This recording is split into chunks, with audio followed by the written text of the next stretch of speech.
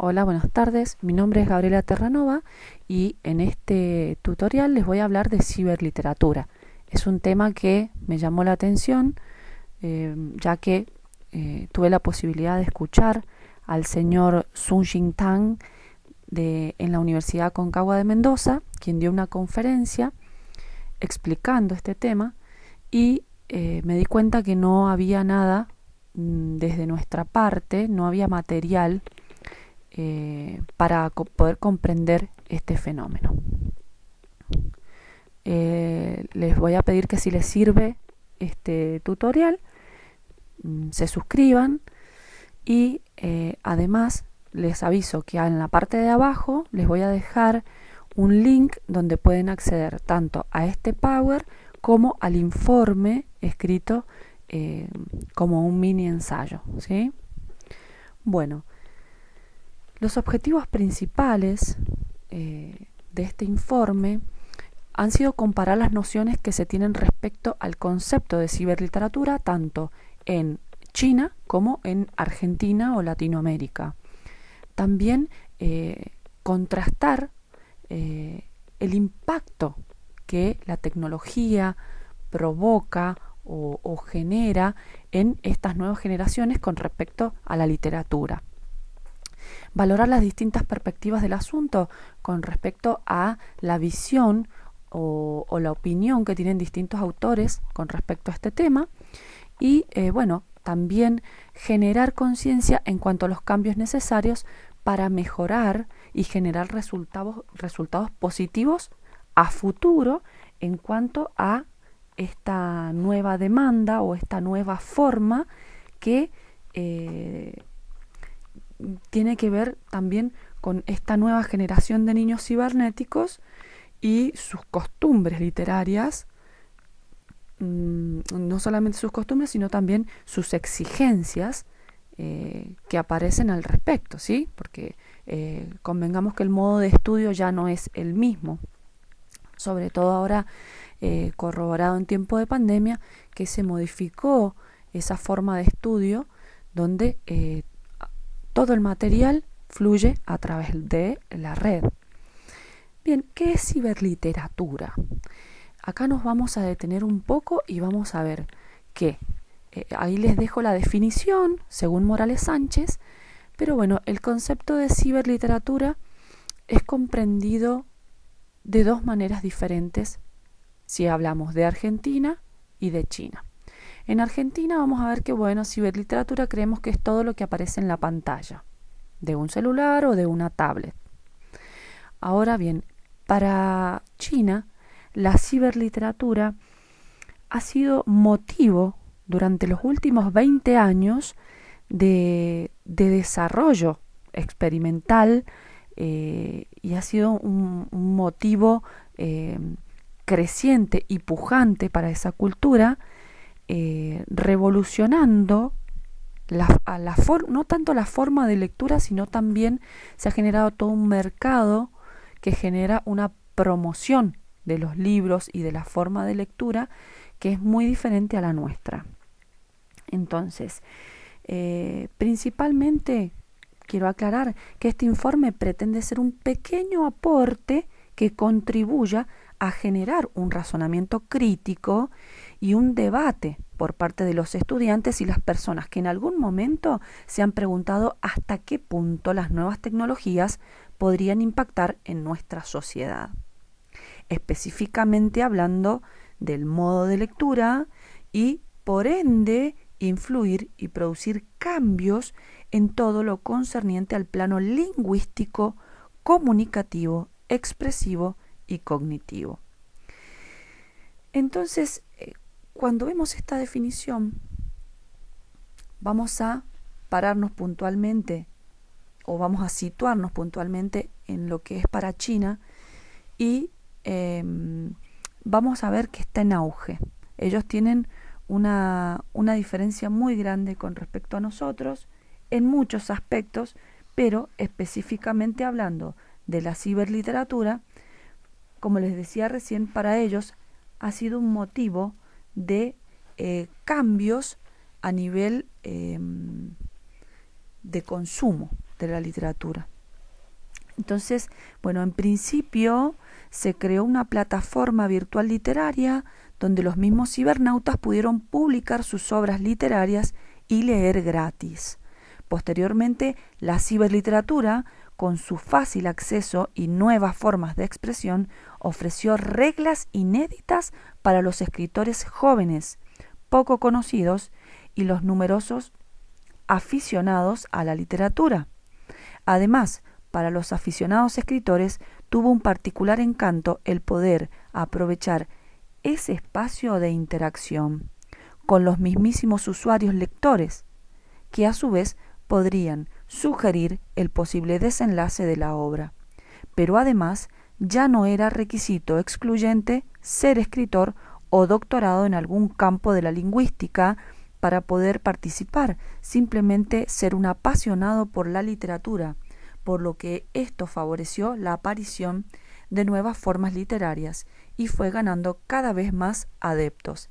Bien, entonces vamos a ver que en China se modifica esta cuestión existente en Argentina, así que por ahí el que se gana el derecho a publicar obras es aquel escritor que año a año ha ido generando obras y se fue haciendo un renombre, entonces como que se ganó el derecho a publicar.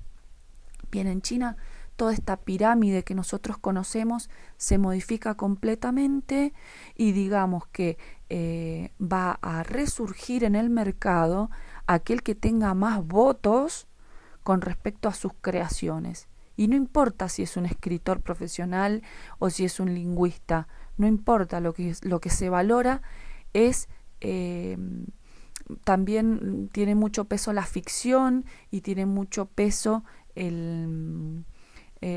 la creatividad, ¿sí? Más allá de los años que esta persona venga transitando en el sector literario. Entonces, bueno, como vemos, aquí tenemos, por ejemplo, una página donde se dedican a publicar obras de distintos temas. Tenemos dramas, tenemos comedia, ficción y, como les decía, cada creador o cada escritor también tiene la participación del lector, donde esta es otra situación que se modifica, ¿sí? Y acá lo vamos a ver, dice, un nuevo concepto y forma literaria. ¿Qué pasa? Surge una escritura original por internautas, es decir, una asociación de productores, de escritores que de repente interactúan entre ellos y pueden inferir o intervenir en la creación del otro o fusionar y además los lectores también hasta pueden llegar a sugerir un desenlace o un final de la historia, ¿sí? Esto es increíble y es grandioso. Bueno, también publicar sus obras literarias y leer gratis, una plataforma de autopublicación, una publicación y circulación en internet, bien, no es texto digitalizado para leer en una tableta, bien, eso hay que tenerlo en cuenta también, que no es un libro que se escribió que se digitalizó, que para nosotros la ciberliteratura muchas veces significa eso, para el argentino o el latino, la ciberliteratura puede comprender un libro en PDF, y esto no es así para China, ¿sí? El texto en ese momento es creado y bueno, inclusive hay escritores que día por día van contando parte de la historia y ellos tienen como un contrato por haber sido el más votado, tienen un contrato con la plataforma donde deben escribir determinada cantidad de palabras, de caracteres, en ese día, ¿sí? Tienen la obligación de cumplir con esa escritura diaria. Y a su vez, ellos van a cobrar en función de la cantidad de votos que hayan tenido. Entonces, quizás cobran 0,2 centavos, pero en 100.000 millones de lectores que han tenido, ahí les marca la diferencia, ¿sí? El ingreso, digamos, que les da. Bien, la rapidez y el ocio, eso es otra situación que existe en China diferente, que, por ejemplo, los chinos valoran mucho la literatura. Entonces, en momentos de descanso, durante su jornada laboral, ellos no solamente prefieren comer, sino también leer un buen libro o leer una historia, leer un drama a través de su teléfono. O sea que la literatura forma parte del ocio en China. Otra situación es la libertad y apertura. Bien, que esto lo mencioné recién, que tiene que ver con los aficionados y con los novatos.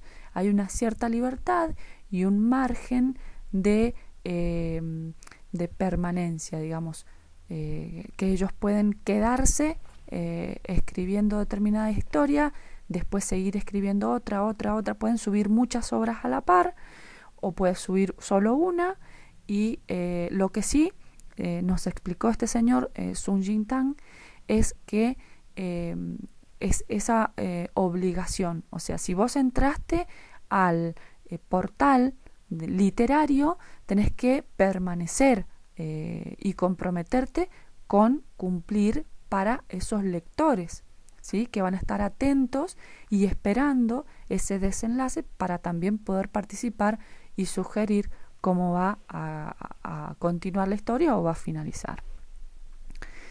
Y es interesante este punto porque, por ejemplo, se explicaba que muchas veces uno lee una obra o ve una obra de una película, por ejemplo, y uno lo lee, lo continúa y tiene toda una expectativa que, por ejemplo, termina la película o termina el libro con que se murió el personaje principal. Entonces el lector se ve decepcionado. Y en China se ha observado esto, que está también la posibilidad de poder intervenir en esta historia y el lector puede sugerir el final. Y eso lo hace mucho más interesante. Bien, también dice fuentes de inspiración, historia y realidad. Bien, hay muchas personas que directamente cuentan su vida, su día a día, y también se comporta, digamos, como un escritor, pero a su vez también genera esa demanda o esa adicción por parte del lector que está pendiente de cómo va a desenlazarse esa trama, ¿sí? Cómo va a ser el desenlace de esa trama. Bien, los lectores seguidores sugieren desenlaces a escribir. El escritor, sí, eso ya lo dije. Bueno, dice nuevos géneros. Bien, surgen nuevos géneros literarios. Es decir, los mismos editores de texto incitan al usuario a experimentar nuevas fórmulas narrativas. Los concursos abiertos convocados en todo el mundo incitan la experimentación y la participación activa. Y surge una mezcla creativa en el contacto con la narración de autores de distintas obras en diferentes culturas. O sea que surge a través de esta ciberliteratura, se parten de principales géneros comúnmente trabajados a partir de ella y se pueden mencionar, por ejemplo, la narrativa hipertextual, la hiperficción constructiva, la hiperficción explorativa, narrativa hipermedia, la ciberpoesía, hasta llegar a surgir las nuevas formas literarias, como por ejemplo la escritura colaborativa, obras creadas con la participación de varios escritores o que es continuada por un cibernauta. Escritores que pueden encontrarse en distintas partes del mundo, sumergidos en culturas diferentes, por ende, diferentes realidades. Bien. Bueno, lo que les decía, en Argentina no está del todo desarrollado, simplemente se cree que la ciberliteratura es todo lo que tenga que ver con leer desde el teléfono, desde la computadora, pero es más que eso para China. China ha generado una cadena industrial a partir de esto y es quien logra tener éxito en Internet, tiene finalmente la oportunidad de explorar el mercado literario tradicional, que es lo que yo les decía recién. Es decir, que el que triunfó en ciberliteratura es el que se gana el derecho a publicar en papel, y también este material es usado en exposiciones y presentaciones de obras. Se hacen, la ciberliteratura también permite que se hagan asociaciones y concursos, que se den premios, reconocimientos e integración. También esta ciberliteratura es usada en películas, dramas, obras de teatro y comedia, en videojuegos y en juegos de adaptados para juegos en línea, ¿sí? Bueno, acá les doy un ejemplo. China se toma en serio los juegos para Android. 6 ejemplos para entender el cambio, ¿sí? Acá eso es una exposición que se hace con respecto a la ciberliteratura. Eso es una entrega de premios, de reconocimientos para los más votados, ¿sí? Entonces vemos que, bueno, ahí está Sun Jingtang, que es el chino que dio la conferencia y que habla de ciberliteratura, por lo que les pido que si llegan a saber algo más de él o de sus obras, yo les voy a dejar bien escrito el nombre más abajo del video, para que si les interesa el tema sigamos profundizando y compartamos y siga creciendo el conocimiento con respecto a este término, en cuanto a lo que significa para los chinos, pero también lo que puede llegar a significar para nosotros. Entonces, bueno, acá surge lo que estábamos hablando recién, que a partir de la ciberliteratura surgen nuevas formas, es decir, una nueva forma de literatura, ya sea en forma de colaborativa, microficción, bueno, la novela histórica, la narración de cambios de espacios temporales. Bueno, y estos son distintos temas que se tratan dentro de lo que es la ciberliteratura, luchas laborales, ¿sí? Estos son algunos de los temas que tratan ellos. Bueno, el futuro de la narrativa en el ciberespacio, McLuhan habló de eso y él se mostró optimista, ¿sí? Digamos que es una visión optimista del tema, y él dijo: la explotación de la lectoescritura, que sirve como estímulo para hablar y escuchar, y viceversa, el avance de la impresión rápida y nuevas tecnologías, y con un nuevo procedimiento de edición y almacenamiento de volúmenes. Bien, McLuhan menciona la capacidad de las nuevas máquinas para imprimir más rápido, y también el desarrollo de la lectoescritura como un estímulo, ¿sí?, para avanzar. Bueno, ahí está uno de los ejemplares donde habla del tema, y McLuhan vuelve a hablar de que toda tecnología tiende a crear un nuevo contorno para la humanidad. Sus avances representan las extensiones de nuestros sentidos, lo que también trae consigo consecuencias psíquicas y sociales. Propone engendrar tecnológicamente un estado de entendimiento y unidad universal. La verdad que suena como utopía, pero si nos ponemos a pensar, es posible. Es posible. En época de pandemia se ha corroborado también que las personas en distintos lugares del mundo pueden unirse en una pantalla y transmitir distintos significados o situaciones. ¿Cuánto más se puede lograr con la literatura?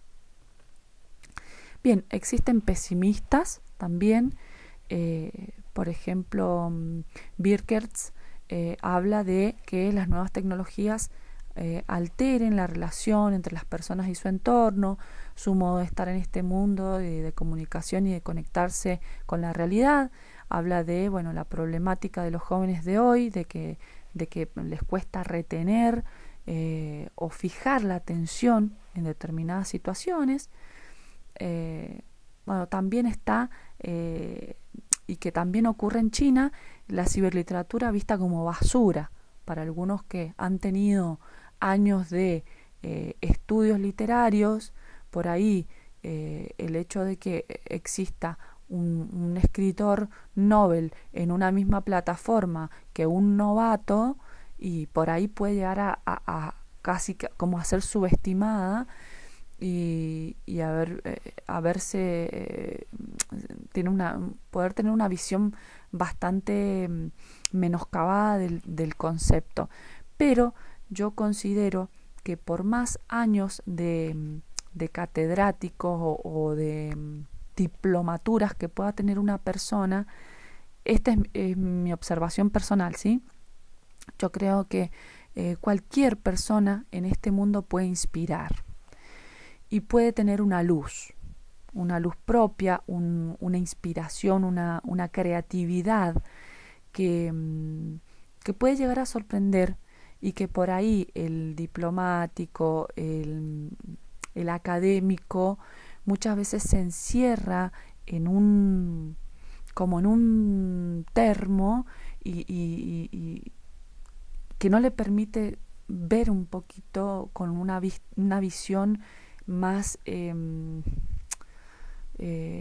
más transparente, o sí, o sea, de repente quizás una persona que estudió toda su vida tiene una capacidad para detectar fácilmente algo, pero también quien no está impregnado de tanto academicismo también puede llegar a tener una habilidad o una frescura para percibir determinados cambios que están ocurriendo en la sociedad, y agarrarse de ese cambio o reconocerlo fácilmente y dar frutos a partir de eso.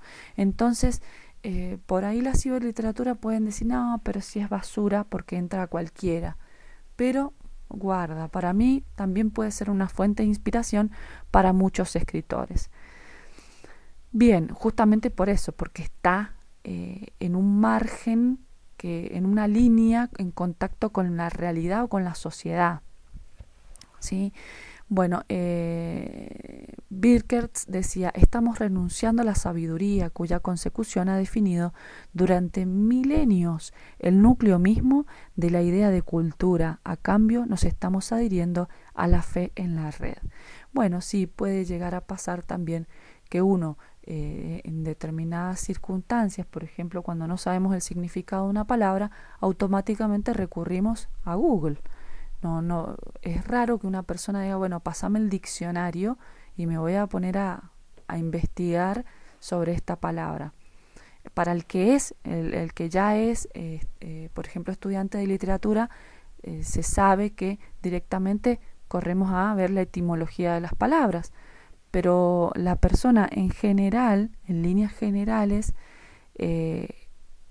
directamente recurre a la red, y hay que ser realistas en eso, y hay que ser objetivos. Te sale un granito en la mano y vas a googlear, o primero le preguntas a tu mamá que tenés al lado y seguido vas a googlear. O sea, el ser humano sí se está aferrando demasiado a la red, y creo que todos los extremos son malos, ¿sí? Siempre hay que encontrar un punto medio. Bien, acá está el libro donde estaba la información. Bueno, y acá se habla de los nativos digitales, son los niños. Bueno, está para bien o para mal, la nueva generación está siendo moldeada por la web. Es una realidad inminente y cada vez se está acentuando más. Eso hay que reconocerlo. Bueno, acá vemos, bueno, esto ya casi hoy en tiempo de pandemia es una realidad, ¿sí? Y bueno, acá se habla más de la guerra por ganar el protagonismo del G5, y por la guerra de ganar el protagonismo en el ciberespacio. Es decir, el ciberespacio es más maneja más poder de lo que nosotros imaginamos, ¿sí? Tenemos a dos potencias en la actualidad peleando por este ciberespacio, el cual nosotros muchas veces nos manejamos muy, muy trivialmente, casi no lo tenemos en cuenta, ¿sí? Al peso o al valor que tiene ese ciberespacio. Bueno, como conclusión, para terminar, debemos participar más en ciberliteratura, interesarnos y abrirnos con el objeto de controlar y dominar la nueva galaxia, o al menos no ceder sin ninguna resistencia a un espacio que podría ser nuestro. Esa opinión la digo con respecto a Argentina, ¿sí? Argentina está como muy... casi que no le prestamos atención a eso, ¿sí? Entonces sería muy importante que pensemos a tener en cuenta de ganar ese espacio. Luego, prepararse y adaptarse al gran reto que supone para los que no fuimos niños digitales, ¿sí? De poder escribir, investigar, enseñar, motivar, inspirar a las futuras generaciones.